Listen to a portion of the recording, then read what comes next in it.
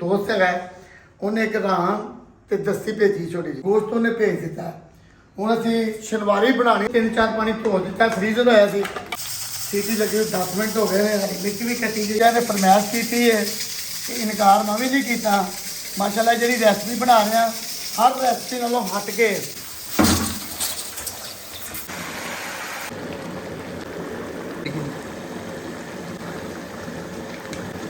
आज एक स्पेशल मसाला है चलो जी देखो उन्होंने दिल किया रात 9-9:30 का टाइम है कि अंकल जी सानू रेसिपी बना दियो मैं भी लालच कर लेना वा कि चलो कोई गल नहीं मेरी रेसिपी भी बन जाएगी लंगर के हिस्सा पै जाएगा हम माशाल्लाह सब तो पहले गोश्त बनाया आधार खिलरे पे गोश्त बनाया इन्हू धोवांगे तो आधार फ्रीजर होया कि चलो उस तरह खिल रहा इंशाल्लाह ताला 1-2 दिनों के इन्हू सफाई करके दोबारा रेसिपियाँ शुरू करने ईद आने वाली है सही शनवारी जी दुंबे के गोश्त की बनती तो कढ़ाई के बनती है 3-4 पानी धो दिता फ्रीजर होया सी इन्हू असीं कुकर लावांगे 10 तो 15 मिनट असीं कुकर लाना है ये नाल ही असीं अदरक लसन का पेस्ट नाल ही पा देना। अच्छा जी माशाल्लाह जिन्होंने बच्चों वास्ते पक रही है जिन्होंने बच्चों ने भेजी माशाल्लाह उन्होंने भी वीडियो च लियावांगे कोशिश करांगे 10 तो 15 मिनट कुकर लाने चेक करने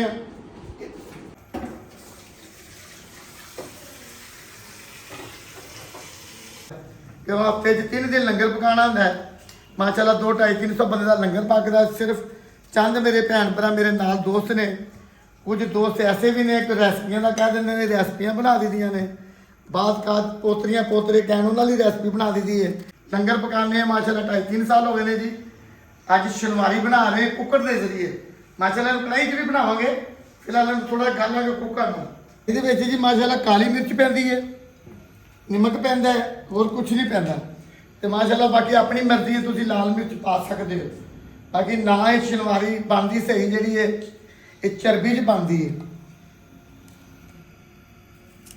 सीटी लगी 10 मिनट हो गए हरी मिर्च भी कटी गई है टमाटर भी कटे गए हैं ये एक अलहदा हट के चीज़ बना रहा मैं आलू बुखारा देसी घ्यो का धोना देवांगे इधर एक होर खुशबू इस करके आएगी इस करके ला रहे हैं तो साढ़े को चर्बी नहीं तो दसिया ना कि शनवारी का जायका होंगे खुशबू के नाल ओदी जगह तो मैं देसी घ्यो इस्तेमाल कराँगा तो माशाल्लाह एक टेस्ट बनेगा उन्होंने नहीं मज़ा आएगा जिन्हों की ये अमानत है अल्लाह ताला खाण वालों की खैर वंडण वालों की खैर लंगर के हिस्सा पाने वालों की खैर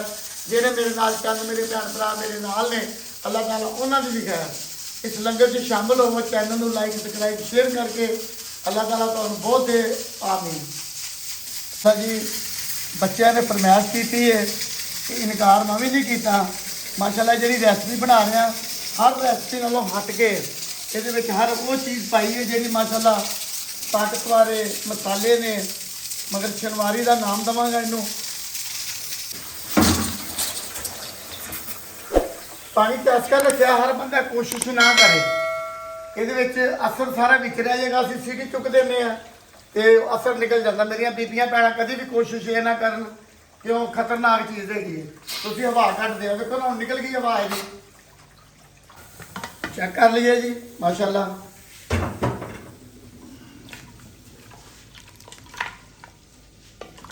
अजे थोड़ी जी कसर है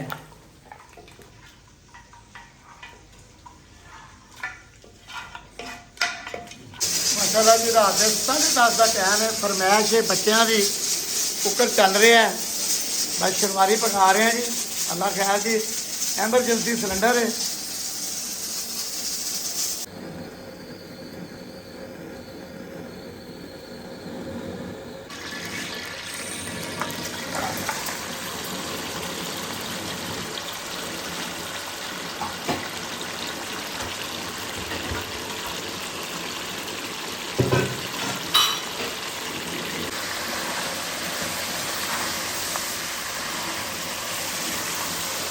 जिहदा पानी खुश्क हो जाए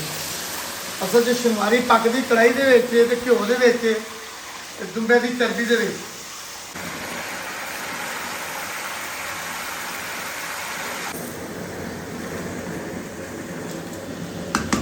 ਜਿਹੜਾ ਕੁਝ ਇਹਦਾ ਪਾਣੀ ਸੀ ਅਸੀਂ ਉਹਦੇ ਵਿੱਚ ਪਾ ਦਿਆਂਗੇ।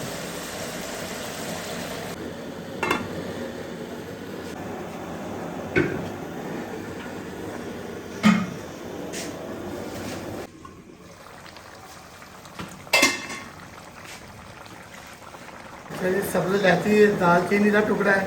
वड्डी इलायची है, नमक पावे हसबे जायका जरूरत पई तो फिर पा लूँगा।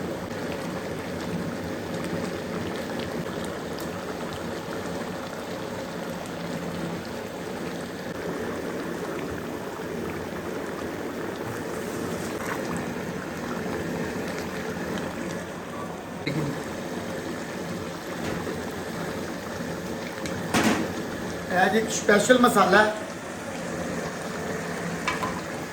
काली मिर्च 2 चम्मच, हरी मिर्च माशाल्लाह,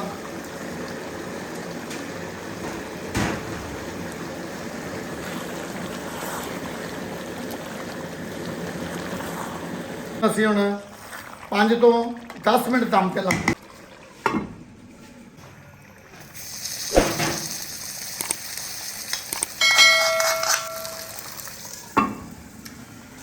माशाल्लाह जी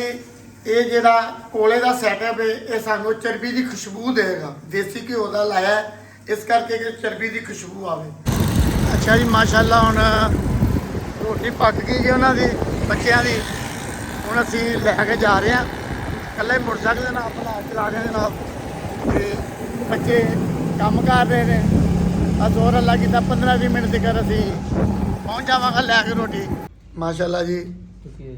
ਬੱਚਿਆਂ ਦੀਆਂ ਮੰਨਤ ਬੱਚਿਆਂ ਕੋਲ ਪਹੁੰਚ ਗਈ, ਬੱਚਿਆਂ ਨੂੰ ਭੁੱਖ ਲੱਗੀ ਹੈ। ਦੇਖੋ ਮਾਸ਼ਾਅੱਲਾ ਬੈਠਾ ਤੇ ਟਾਈਮ ਮੇਰਾ 10:30-11 ਦਾ ਹੋ ਗਿਆ। ਸਾਡੀ ਰੈਸਪੀ ਹੋ ਗਈ, ਉਹਨਾਂ ਦੀ ਪੇਟ ਪੂਜਾ ਹੋ ਗਈ। ਅੱਲਾ ਖੈਰ ਜੀ, ਆਮੀਨ। ਮਾਸ਼ਾਅੱਲਾ ਜੀ ਬੱਚਿਆਂ ਲਈ ਜਿਹੜੀ ਕੜਾਹੀ ਤਿਆਰ ਕੀਤੀ ਹੈ ਆ ਗਈ ਹੈ। ਅੱਲਾਹ ਤਾਲਾ ਸਭ ਦੀ ਖੈਰ ਕਰੇ, ਖਾਣ ਵਾਲਿਆਂ ਦੀ ਖੈਰ,